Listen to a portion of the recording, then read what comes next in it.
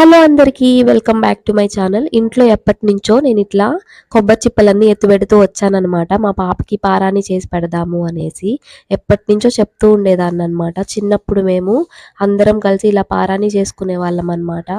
ఇట్లా నీకు కూడా చేసి పెడతాలే అని చెప్పేదాన్ని. ఇంకా హాలిడే నాకు కూడా వచ్చింది, పాపకు కూడా వచ్చింది కాబట్టి ఇంట్లో ఇంకా బెల్లం పారాని చేసి పాపకు 2-3 కొబ్బరి చిప్పలు, ఒక బెల్లం గడ్డ అయితే తీసుకున్నాననమాట. ఇక్కడ ఇంకా పనికి రాకుండా ఉంటాయి కదా ఏమన్నా దబర్లు మనం వాడకుండా ఉండేటివి.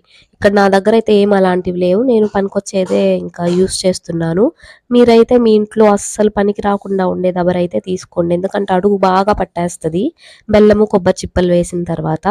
ఇంకా లోపలైతే చిన్న ప్రమిద మీద బౌల్ అనేది ప్లేస్ చేయాలన్నమాట. ఎందుకంటే ఇలా ఆవిరికి ఉడికే కొద్దీ లోపల డ్రాప్స్ అనేది పడుతూ ఉంది. ఆ డ్రాప్స్లోనే మనము కుంకుమ కలుపుకొని అయితే పెట్టేసుకుంటాం.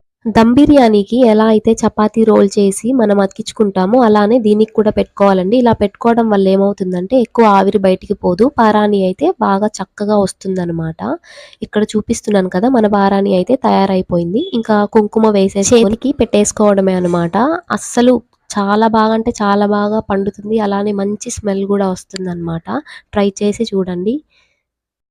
నేను చేసిన ఈ పారాని మీకు గనక నచ్చినట్లయితే లైక్ చేయండి, సబ్స్క్రైబ్ చేయండి. Thank you so much for watching అండి. Bye bye.